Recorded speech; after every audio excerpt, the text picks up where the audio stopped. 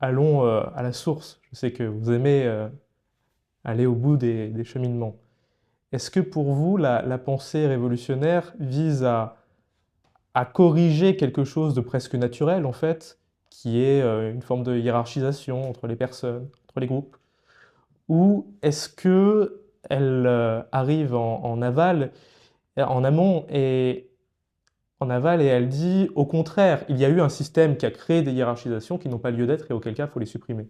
Où c'est qu'on se place dans cette, euh, cette réflexion? J'ai eu un certain goût au lycée, et c'était un peu normal, et un tout petit peu après le lycée pour les questions que j'appelle philosophiques. La question de la nature est une question philosophique. C'est typiquement une question du bac, en quelque sorte, nature, culture, tout ça.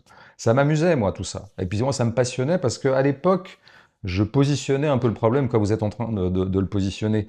Il fallait absolument que je décide si la nature humaine permettait ou pas qu'une société égalitaire ait lieu. Et donc, dans ce genre de spéculation, parce que toute réflexion sur la nature humaine est vouée à être spéculative. Nous ne saurons jamais s'il y a une nature humaine et quelle est-elle. Et donc, du coup, chacun l'investit un petit peu, lui donne les réponses qui l'arrangent. Et donc, moi, je m'arrangeais, et j'avais les philosophes pour ça qui m'y aidaient, je m'arrangeais pour trouver des réponses qui soient congruentes et compatibles avec mes axiomes politiques.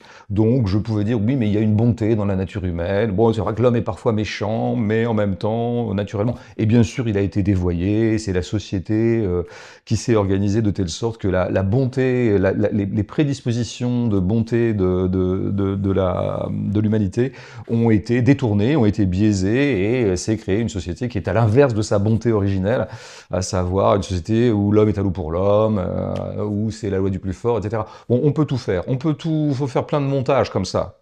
Quelqu'un qui aurait des axiomes droitiers s'arrangera, lui, pour considérer que définitivement la nature humaine est égoïste, et que comme la nature humaine est égoïste, alors une société de coopération entre les associés que seraient les citoyens serait impossible. Moi, c'est des débats que j'ai très vite quittés.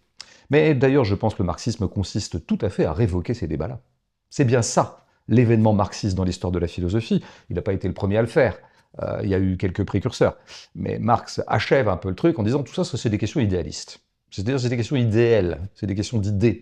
Et donc Marx va dire, bon, il n'y a pas de nature humaine. En fait, il n'y en a pas. C'est pas la peine de spéculer à l'infini pour dire, il y a des hommes bons, il y a des hommes méchants. Il n'y a pas de nature humaine. Il y a l'homme est une espèce de construction, une construction historico-sociale, et que bah, l'homme est donc construit, donc on peut le déconstruire. L'homme a été fait, donc on peut le défaire. Et oui, bien sûr, on voit bien que dans l'humanité, on a toutes les propositions morales possibles. Nous avons des gens absolument abjects, comme Michel Fourniret, et nous avons des gens comme Mozart, qui fait le concerto, le Requiem, ou le concerto pour clarinette. Il y a un peu de tout dans le bazar de l'humanité. Et donc, bah, la réflexion sociale, c'est comment faire en sorte de créer une société où les supposés instincts égoïstes, égocentriques ou meurtriers de certains êtres humains parmi d'autres seraient neutralisés. En fait, c'est aussi simple que ça. C'est pas... Donc moi, j'ai pas du tout besoin d'en passer par cette réflexion sur la nature humaine. Ce qui serait intéressant, c'est éventuellement le biologique. Il y a un donné biologique des êtres humains. Jusqu'à quel point ce donné biologique nous contraint. Ça serait intéressant aussi. Après, il faut toujours rappeler une chose simple par rapport à la question de l'égalité.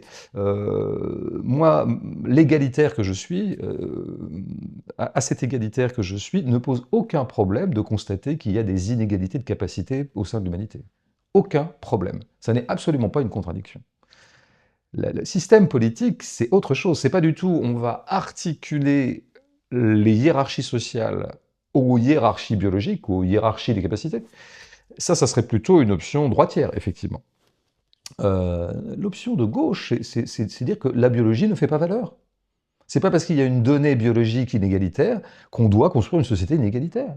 Chose que nous acceptons très volontiers d'ailleurs à travers des cas. On pourrait dire par exemple le cas des gens souffrant d'un handicap. Nous sommes tous d'accord, à part que quelques eugénistes fous furieux, pour considérer que ce sont des gens qui sont handicapés, en tout cas qui sont sujets à un handicap, donc qui sont entravés, freinés, qui ont des moindres capacités par rapport à moi, qui suis jusqu'à preuve du contraire valide.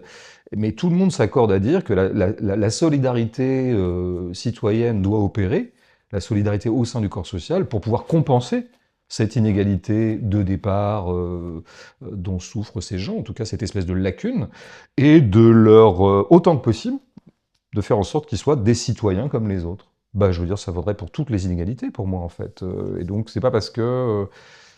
par exemple, on pourrait, en admettant une espèce d'hypothèse absurde, que nous décèlerions un gène du travail dans le corps humain, un gène du travail, un gène de la capacité de travail, et nous découvririons qu'en fait, il y a vraiment des gens qui sont biologiquement plus travailleurs que d'autres. Ils ont une capacité de travail beaucoup bien supérieure à d'autres qui seront jugés plus feignants, en tout cas plus tir au flanc, parce qu'ils n'ont pas ce gène de la capacité de travail. Hypothèse absurde, hein, mais je l'admets.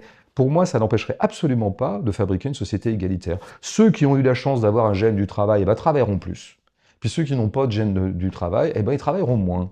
Voilà, c'est ça. Moi, je suis pour faire avec ça. C'est ça la vraie justice. C'est pas du tout cette espèce finalement d'imaginaire un peu méritocratique ou fasciste, un peu les deux en fait, qui serait de dire il y a un donné, et la société va s'organiser en fonction de ce donné. Non, l'hypothèse constructiviste, positive et optimiste, je dirais presque, de la gauche, c'est de dire tout est à inventer.